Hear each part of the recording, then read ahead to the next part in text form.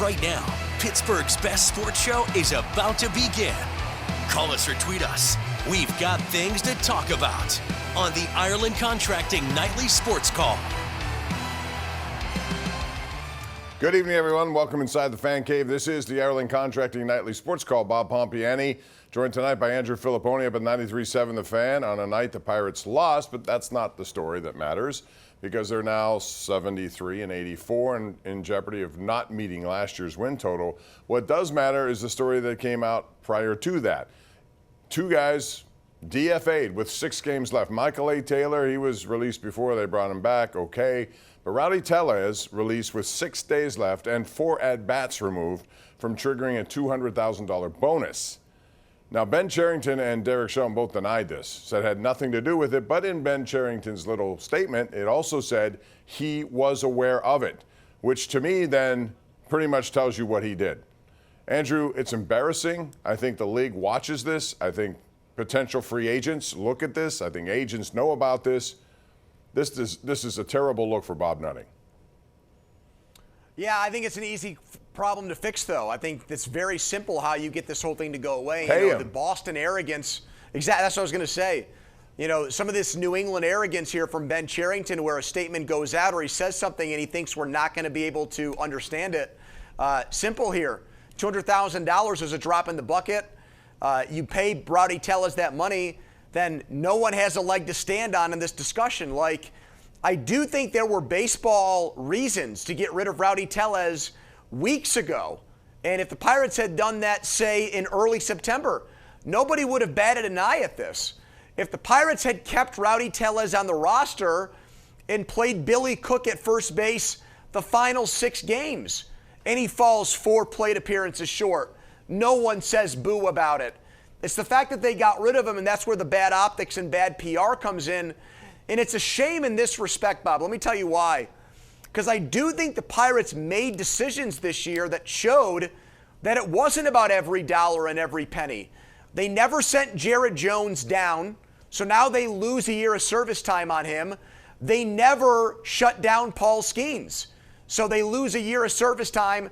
They'll both be Super 2 eligible, and they're not going to get a draft pick for Skeens because he's going to finish in the top 2 of the Rookie of the Year voting. So that's the shame in all of this, is that in some big situations with their pitchers, they did put baseball first, not money, and now this comes up and it rears its ugly head again and gives fans a reason to get on the owner again for thrifty decision-making and prioritizing that over baseball. Yeah, I couldn't agree more, and it goes back to where Telles was really struggling. There were ways when they were out of this, they could have just DFA'd a lot of people, and no one would have said a word. But they waited till this. It never made sense to me when I looked at it. When I heard it first, I said, what are they doing with 6 games left? Then you look into a couple of people who make a living looking at these contracts. It became very apparent the reason. And that's on the ownership more than anyone else, and they have to be. I mean, Bob Nutting should be embarrassed. This is the word that keeps coming to mind. Embarrassing because it sets a bad reputation tone around the league. Everyone knows it. Yeah, but you know what, though, Bob? It's easy to fix that. I mean, they have this offseason now to prove that they're in it to win it, that 75 or 76 wins isn't enough. And if they make competitive offers and look to add to their payroll and say 2025 is a big year for us, at the end of the day, no one's going to care about $200,000 with Rowdy Telles, but they've got to do those things. Okay, that is going to mean a lot more than what they've done here with Rowdy Telles. I don't think for a second, if the Pirates offer somebody, say, $1 million more than another team, I don't think that free agent is going to say, well, look at the way they jobbed Rowdy Telles. I think these guys pick the most money. So if they do that, they'll be fine, but it's a matter of them actually doing that. And look, the timing of it, I get it. The AAA season ended on Sunday. They want Palacios and Peguero to keep playing, but either find a way for Telles to get those 4 at-bats or just pay him to go away, Bob. It's only $200,000. That's a drop in the bucket for a Major League Baseball team that makes a lot of money based on things like the TV contracts that came out a few years ago. Yeah, no question about that, but the onus is on them now to do it. We haven't seen evidence that they will do it, so therefore these kinds of contracts, which are laden with incentives, become important to the people who are here. Unless you go out, for example, Rhys Hoskins, who is, a very good player with Milwaukee, they gave him 2 years, I believe it was $34 million. What do you mean, is he? Well, I was at the game. I looked at his numbers. I was shocked by how bad his numbers were. What's he have, 25 home runs? Well, but Brian De La Cruz has 20. Do you think he's had a good year? No, and I would.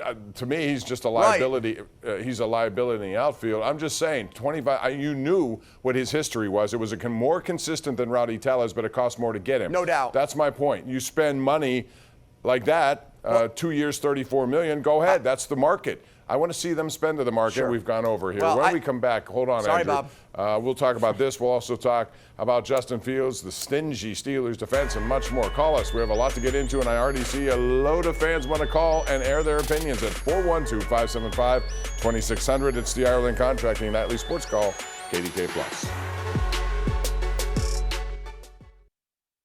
Our GMC Sierra tweet of the night comes from PFF Pittsburgh Steelers version, Nick Herbig.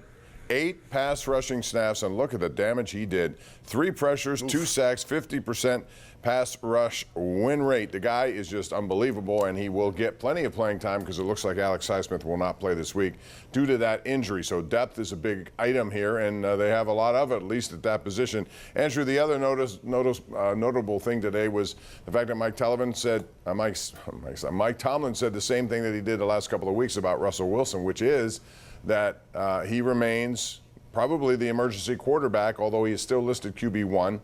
I know a lot of people make a big deal about that, but there's no question in my mind that Fields is going to play until Fields doesn't play well for a couple of weeks in a row, I think. Well, that last part of your sentence is a big one, for a couple of weeks in a row. If Justin Fields goes out and has a bad game and Russell Wilson is cleared to play against the Cowboys, what does Mike Tomlin do then? And by not addressing this head on today, he at least still allowed for the possibility that, to use a golf analogy, Bob, Justin Fields gets no mulligan.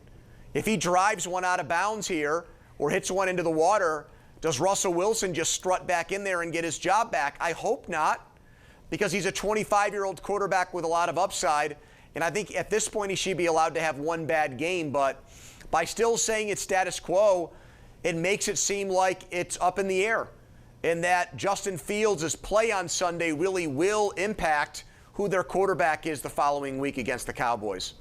Well, I think he knows what he has with this young quarterback who's showing more and more maturity, especially in the pocket this past week. He threw the ball down the middle of the field with a lot of zip, right on the money. In fact, even his dump-offs were very good checkdowns, right on the money, which turns little gains into bigger gains. So I think there's a lot going on for Justin Fields. I think Mike Tomlin really likes him, and whatever the case may be, you can play those depth chart games, I guess, as long as you want. But if the performance continues to go this way, then I don't think he's coming out. So if Wilson is healthy and the Steelers lose in Indianapolis, you still think Fields will start the following week against the Cowboys? Me personally, yes, I do. Okay. And I think he's earned that. That's why I say that. I agree. So we'll see. All right, we got a lot of people want to talk here, so let's get right to it at 412-575-2600. You can imagine this is a big night to talk. Let's go to Joe in Hopewell Township, who joins us right now. Joe, how are you? Hey, Bob, here's the deal on Rowdy. What does Rowdy do the first 3 months out of the season? Now, all of a sudden, they want to pay him $200,000. Come on, man. You really didn't help us the first 3 months out of the season. Now we're going to get bleeding heart. That's not the point. The point is it's a cheap move, given when they did it and what they had available here. 6 games left. He's been on the roster the whole year. You had plenty of opportunities to move on from him if you wanted to, and they did not do it. Hey, how about this, Pony? Maybe just sign him to a pitcher's contract. He was very good in the bullpen today and this year. I'll just say this back to some of the people that say that this is like a horrible move and it's an indictment on the owner. Why did they add at the trade deadline? Why didn't they shed Aroldis Chapman's salary at the end of August when teams could pick them up off waivers and have them on their postseason roster for October, Bob? That would have saved them a lot of money had they done that. So I think there's some mixed messaging here. Like, they've done some things that make me think it's not all about the money. But to your point, I understand why people are looking at this and saying, aha, here goes the owner back to his old ways with a move like this. Well, I was of the belief they're going to make a bigger move at the trade deadline. I think what they ended up with were lower tier people. I like Kiner Falefa. I'll give him credit for that because I think he does have a role here in the future. Mm-hmm. You know, De La Cruz was not somebody I was looking at and said he's going to upgrade them immediately just because of how much he struck out and his defensive inabilities, and we saw that at play again tonight. Bob, if I didn't know about this clause, I wouldn't have wanted Rowdy Telles to play in any of the last 6 games, would you? There's no point. He's not going to be on the team next year. No, He's a but rental. they could have made this a long time ago. Again, this is a PR situation. They need to be aware of public relations disasters given the history of this regime. They have to be aware of it. They have to know. If Ben Cherington says, I'm aware of it, well, you're aware of it. Don't you know what's going to come when you do it, when you did it? Of course you should know. I know. Look, when you have the history that they do, I totally understand it, but it's just interesting to me. They get like more crap for a move like this than they get credit for signing Brian Reynolds to a contract extension. And which one means more to the future of the franchise? You know what I mean? That was a good, I'm glad they did that, and we praised it when it happened. But my point is, these little PR nightmare things that blow up on social media mostly are avoidable. And there's plenty of ways to do it. That's all I'm saying. And so, and again, they don't have the right to expect anything other than what they're getting because of the history involved here. So let's get back to the lines. We have Don in Uniontown. Hey, Don, what's up? Staying with the Pirates ownership discussion, are there any examples of professional leagues in any sport pressuring a franchise owner to invest in putting a better product on the field or selling the franchise? Well, I think the Oakland A's are under a lot of scrutiny, and there are a couple of social media hits out there that I thought were very interesting today, you know, just because of the way they handle business there. But, I mean, Andrew, everyone is aware of what's going on here, and this economic system allows it to exist. Well, yeah, I mean, I don't think for competitive reasons. I think that there have been situations where an owner has had money problems and Major League Baseball has tried to step in. For example, the couple, the McCourt family who owned the Dodgers before it got sold to that group, including Magic Johnson. They had major money issues in part because there was a divorce, Bob, and they didn't know how to split up the money.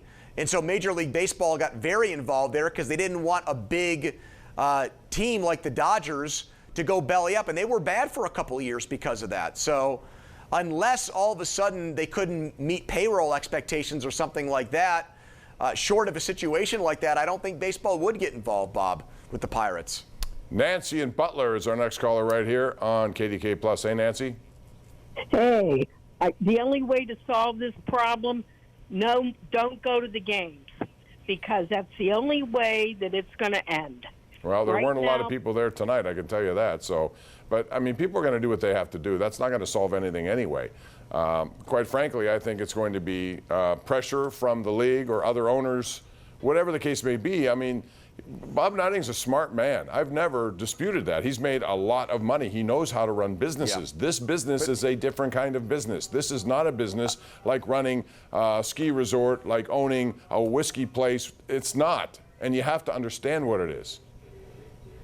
Well, let me just throw this out there. If the Pirates are making money, and so they're not a drain on the other owners, why would the other owners want the Pirates to field a more competitive team?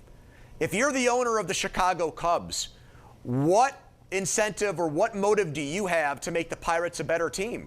You don't want your life to be more difficult. I wouldn't want the Rooneys to go to the NFL and say, hey, can we get Jimmy Haslam out of there in Cleveland?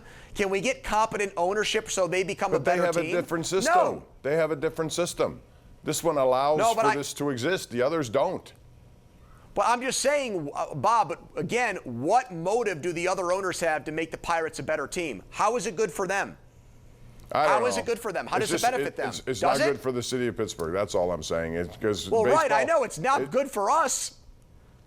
Well, that's a totally different situation, though. All right. Well, whatever. I mean, we can agree to disagree on that. I'm frustrated by watching this kind of stuff. But we're not agreeing to disagree on anything. Do you think the Yankees owner, do you think the Steinbrenners want the Pirates to have a good team? Why would they care about that? Well, you know, they have luxury money tied up to certain things that goes to other teams like the Pirates and the Pirates do whatever they want with that money. I don't know where it goes. That's another thing I'd like to know more of. You know, they get a lot of money from the league and all of its business enterprises. Where does that money go? And why is it not on the payroll? I'd like to know that answer, wouldn't you? Yeah, I mean, I would like to know where the money that they get from the revenue sharing, is it all put back into the major league team? I mean, that to me is a fair question. All right, this is the amount of money they're getting from the other teams. Is that money going directly to their baseball product, or are they funneling it into other things like player development or their Dominican Academy? I mean, I think that should be transparent. I don't think that should be something that's secretive and behind closed doors. I agree with that. All right, real quick, let's get one more caller, and that would be Bob in McCandless here before we go to break. Hey, Bob, what's up? Hey, how you guys doing? We're good, thanks. Hey, Bob. Hey, just a quick comment. Yeah, I think, Russell Wilson, I don't know if his status, if he's on the PUP or injured reserve. They could have done that. They didn't. And his status is what it is. Andrew, I mean, if this was bad enough, they could have put him on IR. They could have. They didn't do that. So it's interesting how that's played out. I'm just worried that this might turn into a situation like it did with Kenny Pickett. If the player believes he can play and the player's under the impression that once he was healthy, he was going to go play, how does Russell Wilson react to or respond to that when everybody is cleared and given the thumbs up and Mike Tomlin's still going with Justin Fields, Bob? Good point. We're going to take a break. Come back with more right here. It's the Ireland Contracting Nightly Sports Call. Always appreciate your opinions. We'll be right back.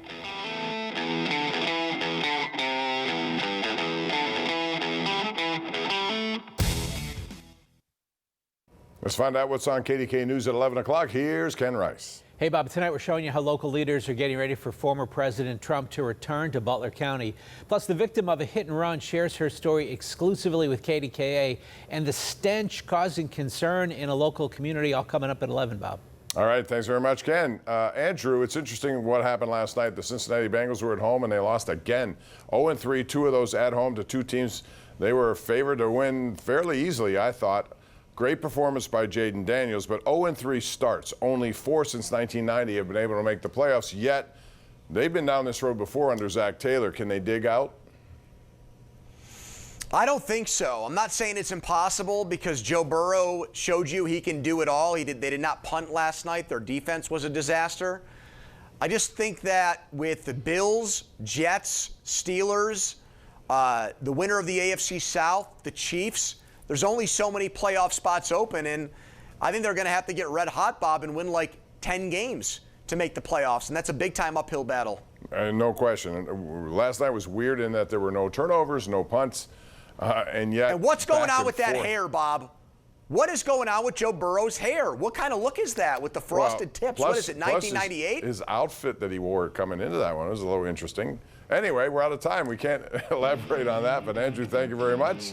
We'll do it again tomorrow night right here for the Ireland Contracting Nightly Sports Call. Good night.